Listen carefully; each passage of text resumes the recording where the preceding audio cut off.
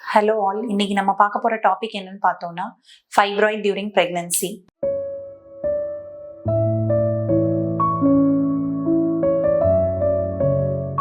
ஃபைப்ராய்டுன்றது ஒரு non cancerous tumour of the uterus. யாருக்கெல்லாம் fibroid வரதுக்கான சான்சஸ் இருக்கு அப்படின்னு பார்த்தோம்னா, சைல்ட் பேரிங் ஏஜ் குரூப்ல இருக்க விமன் எல்லாருக்கும் ஃபைப்ராய்டு வரதுக்கான சான்சஸ் இருக்கு.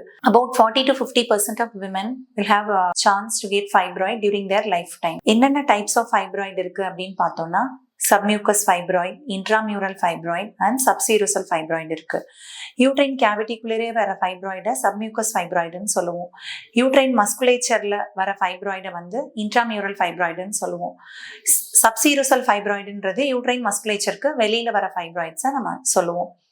ஃபைப்ராய்டு இருக்க எல்லா பிரெக்னன்சியும் காம்ப்ளிகேட் ஆகுமா, எல்லாருக்கும் காம்ப்ளிகேஷன் காஸ் பண்ணுமா அப்படின்னு கேட்டோம்னா இல்லை.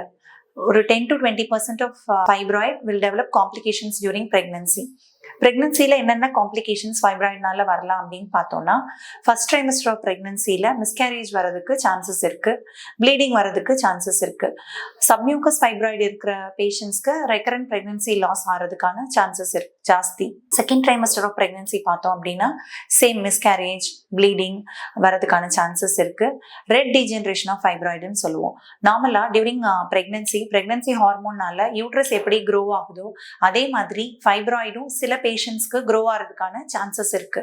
ஸோ இந்த மாதிரி ஃபைப்ராய்டு க்ரோ ஆகும்போது அதோட பிளட் சப்ளை காம்ப்ரமைஸ் ஆச்சு அப்படின்னா நமக்கு டீஜெனரேஷன் நடக்கும். இதுக்கு பேர் ரெட் டீஜெனரேஷன் ஆஃப் ஃபைப்ராய்டுன்னு சொல்லுவோம். இந்த ரெட் டீஜெனரேஷன் ஃபைப்ராய்டு நமக்கு என்ன மாதிரி சிம்டம்ஸ் காஸ் பண்ணோம் அப்படின்னா, சிவியர் அப்டமன் பெயின், வாமிட்டிங் அந்த மாதிரி இருக்கும். இது காமனாக 5th and 6th month of பிரெக்னன்சியில் ஃபைப்ராய்டு இருக்க பேஷண்ட் ப்ரெசென்ட் ஆவாங்க. இதுக்கு என்ன ட்ரீட்மெண்ட்னா rest, hydration and simple analysis கொடுத்தாலே மோஸ்ட் ஆஃப் த பேஷண்ட்க்கு செட்டில் ஆகிடும். தேர்ட் ட்ரைமஸ்டர் ஆஃப் பிரெக்னன்சியில் ஃபைப்ராய்டு என்ன காம்ப்ளிகேஷன்ஸ் காஸ் பண்ணலாம் அப்படின்னு பார்த்தோம்னா, பிளசென்டல் அப்ரப்ஷன், நஞ்சு கொடி முன்னாடியே செப்பரேட் ஃபைப்ராய்டுனால முன்னாடியே செப்பரேட் ஆகிறதுக்கான சான்சஸ் இருக்கு. ப்ரீடம் லேபர் பெயின்ஸ் வரதுக்கான சான்சஸ் இருக்கு. முன்னாடியே ப்ரீமெச்சூரா பனிக்கூட உடையிறது, அதாவது ப்ரீ லேபர் ரப்சர் ஆஃப் மெம்பரைன்ஸ்ன்னு சொல்லுவோம், அந்த மாதிரி சான்சஸ் இருக்கு. மால் பிரசன்டேஷன்ஸ் வாய்ப்புகளும் தேர்ட் ட்ரைமஸ்டர் ஆஃப் பிரெக்னன்சியில் மோர் காமன். போஸ்ட் டெலிவரியா ப்ளீடிங் ஜாஸ்தி ஆகிறதுக்கு சான்சஸ் நிறைய இருக்கு. சிசேரியன் சி செக்ஷன் பண்ணும்போது நம்ம ஃபைப்ராய்ட்ஸை காமனாக ரிமூவ் பண்ணுவோம் அப்படின்னா கிடையாது, எல்லா பேஷண்ட்ஸ்க்கும் ரிமூவ் பண்ண மாட்டோம்.